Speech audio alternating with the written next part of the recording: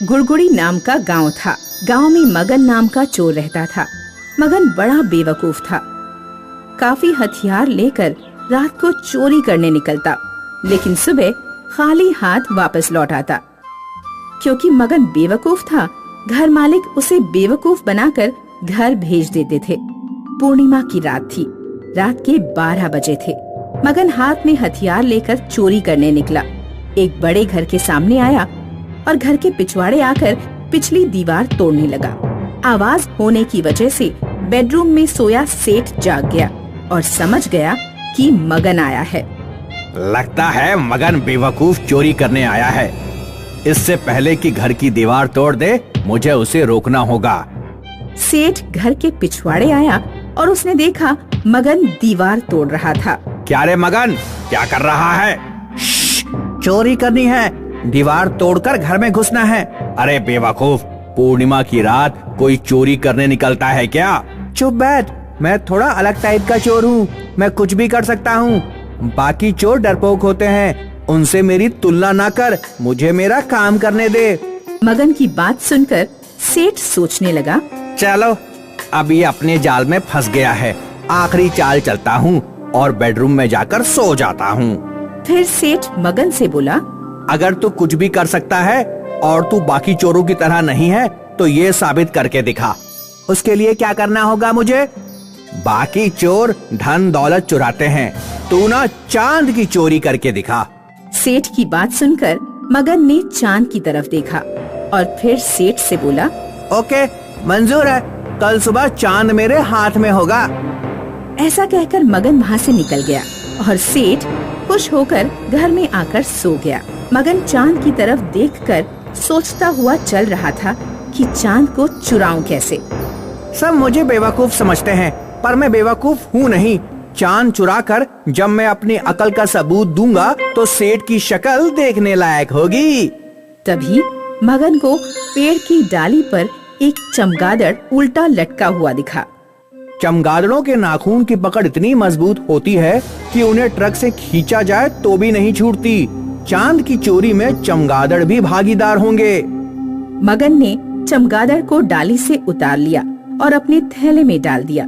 फिर मगन गांव में आया और रास्ते में खड़े एक ट्रक को चुराकर ट्रक को एक मैदान में लाकर खड़ा कर दिया। फिर उसने थैले से चमगादड़ निकाला और एक लंबी रस्सी भी निकाली। रस्सी का एक सिरा उसने चमगादड़ के गले में अटका दिया और दूसरा सिरा ट्रक के पीछे बांध दिया और चमगादड़ को चांद की तरफ फेंक दिया।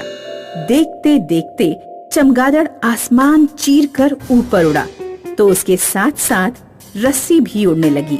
चमगादड़ उड़ता रहा और उड़ते उड़ते चांद को जाकर उल्टा लटक गया। फिर क्या था, खुश होकर मगन ट्रक में बैठ गया और ट्रक चलाने लगा। ट्रक की ताकत से रस्सी से बंधे चमगादड़ को खींचने लगा, तो चमगादड़ के साथ साथ चांद भी हिलने लगा और देखते देखते चांद जमीन पर आकर गिर गया। मगन झट से ट्रक से उतरा और उसने चांद उठा लिया। चांद को देखकर मगन काफी खुश था। चांद चोर चमगादड़, बहुत बहुत धन्यवाद। अब आप जा सकते हो। मगन ने चमगादड़ को रस्सी से मुक्त किया और उड़ा दिया। दूसरे दिन हाथ में चांद लेकर मगन सेठ के घर की तरफ निकला। मगन के हाथ में चांद देखकर लोग आश्चर्य जताने लगे। मगन ने सेठ को चांद दिखाया तो सेठ भी चकित होकर सोचने लगा, लंगूर के हाथ में अंगूर सुना था, पर लंगूर के हाथ में चांद। इस चांद की जगह लंगूर के हाथ में नहीं, मेरे हाथ में है। मैं इसे हथिया कर ही रहूंगा। फिर सेठ बोला, अरे वाह वाह मगन, तुम्हारी अकल और सूझबूझ की दाद देता हूँ। अब चोरी चकारी छोड़ो और एक म्यूजियम खोल लो। लोग चांद देखने आएंगे तो मोटी कमाई होगी। फिर क्या था, मगन ने म्यूजियम खोला और कांच की पेटी में चांद रख दिया। दूर दूर से लोग चांद देखने आने लगे और मगन की तगड़ी कमाई होने लगी। लेकिन ये ज्यादा दिन नहीं चला। चांद दिन प्रतिदिन छोटा होता चला गया और अमावस की रात में चांद गायब हो गया। ये देखकर मगन रोने लगा। हे भगवान, इतनी मेहनत से चांद चुराया, ये चांद तो गायब हो गया, मैं बर्बाद हो गया। मगन जोर जोर से रोने लगा। तभी सेठ वहाँ आए और बोले, बहुत बुरा हुआ मगन, तुम तो बर्बाद हो गए। अब क्या करोगे? आप ही बोलो क्या करूं? ये म्यूजियम मुझे बेच दो। हाँ खरीद लो, चांद चला गया, अब मैं इसका क्या करूँगा? खरीद लो। फिर सेठ ने चंद पैसे देकर म्यूजियम खरीद लिया और मगन चला गया। कुछ दिन बीत गए, अमावस का प्रभाव खत्म हुआ और पूर्णिमा आने लगी। धीरे धीरे चांद बढ़ने लगा और लोग फिर से चांद देखने आने लगे। इस प्रकार सेठ मोटी कमाई करने लगा और बेवकूफ मगन फिर से घरों के पिछवाड़े जाकर दीवार तोड़ने लगा। जयंत सेठ ने अपनी जिंदगी में बहुत सारे पैसे कमाए थे। वो काफी रईस थे। उनकी कई सारी फैक्ट्रीज थीं और बंगले भी। पर अब वो बीमार थे और उन्होंने बिस्तर पकड़ लिया था। जयंत सेठ की देखभाल उनका पुराना नौकर मदन कर रहा था। सेठ जी, जैसा आपने बोला था मैंने वैसा वकील जी को बोल दिया। आप अपनी सारी जायदाद अपने बड़े बेटे अजय के नाम कर रहे हैं। केवल वो जंगल वाली झोपड़ी विजय के नाम होगी।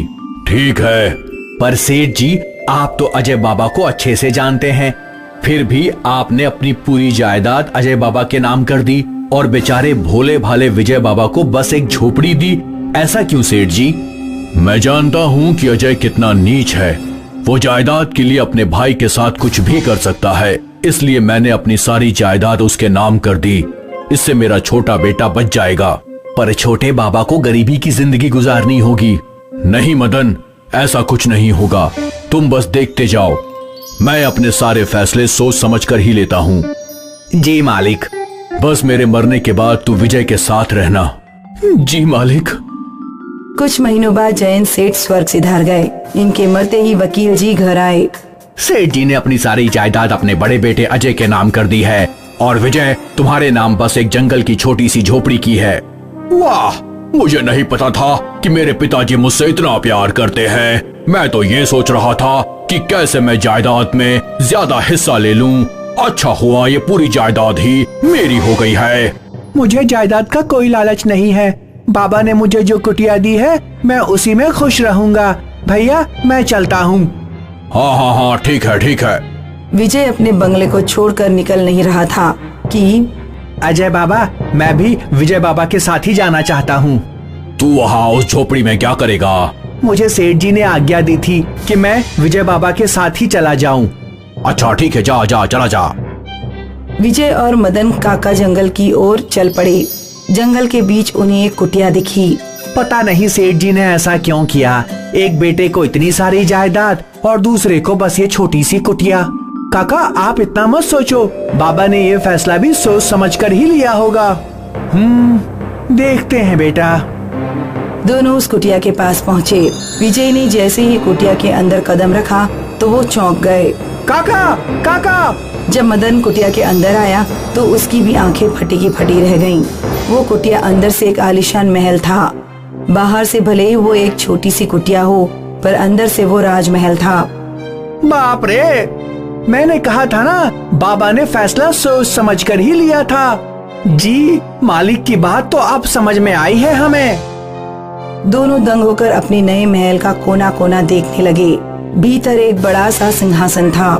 यहाँ तो एक सिंहासन भी है। हाँ विजय बाबा, बैठ के दिखाओ जरा कैसे लगते हो। विजय सिंहासन पर बैठ गया। ये तो बिल्कुल राजाओं का सिंहासन है। विजय जैसे ही सिंहासन पे बैठा, उसके सामने एक जिन आ गया। क्या हुक्म है मेरे आका? जी जी जी जी जी जिन। जी, मैं एक जिन ही हूँ। तुम यहाँ कैसे? मैं इस सिंहासन में रहता हूँ। मैं समझा नहीं। आज से लगभग 45 साल पहले तुम्हारे बाबा जयंत सेठ की एक कबाड़ी की दुकान थी। उस समय वो इसी झोपड़ी में रहा करते थे। तब एक दिन एक दूर का व्यापारी ये सिंहासन सेठ जी को बेचकर चला गया था। जयंत सेठ ने इस सिंहासन की मरम्मत करवाई और इसे झोपड़ी में ले आए।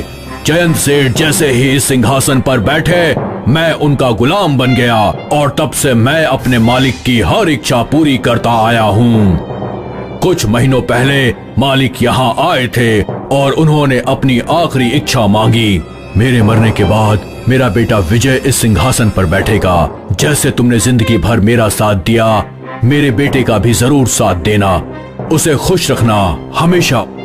इसलिए अब मैं तुम्हारा गुलाम हूँ। मुझे अपनी इच्छा बताओ मालिक। फिलहाल तो मुझे बहुत भूख लग रही है, कुछ खाने को मिल जाता तो अच्छा होता। जो हुकुम मेरे मालिक। जिन ने विजय के सामने ढेर सारे पकवान हाजिर कर दिए, जो देखकर विजय और मदन दोनों स्तब्ध रह गए। अरे इतने सारे पकवान मैंने जिंदगी में कभी नहीं देखे। मदन और विजय दोनों पकवान खाने लगे। तभी अजय झोपड़ी के अंदर आया। वो झोपड़ी के अंदर का महल देखकर दंग था। तो बाबा ने मेरे साथ धोखा किया, तुझे ये जिन दे दिया जो तेरी हर इच्छा पूरी करेगा, और मुझे बस थोड़ी सी जायदाद दी। मुझे ये जिन चाहिए। तुम हंस क्यों रहे हो? ऐसा नहीं हो सकता। इसलिए क्यों नहीं? क्योंकि मेरे पहले मालिक ने इन्हें मेरा अगला मालिक बनाया है, और जब तक ये मुझे किसी और को नहीं देते, मैं इनका ही गुलाम रहूंगा। अच्छा ये बात है, तो मैं तुझे छीन कर ही रहूंगा, चाहे इसके लिए मुझे कुछ भी करना पड़े। तुम ऐसा नहीं कर सकते। मेरे रहते हुए मेरे मालिक को कोई छू भी नहीं सकता। मेरी कमर, मेरी कमर। शायद इतना तुम्हारे लिए काफी है। अगर अगली बार मेरे मालिक के पास भी आए तो मैं तुम्हारी जान ले लूंगा। समझ गए? मैं समझ गया मैं। सेठ जी ने बिल्कुल सही निर्णय लिया था, वो ये पहले से जानते थे। हाँ। उस दिन के बाद विजय और मदन अपनी जादुई झोपड़ी में खुश थे। ना उन्हें किसी बात की चिंता थी और ना ही किसी का डर।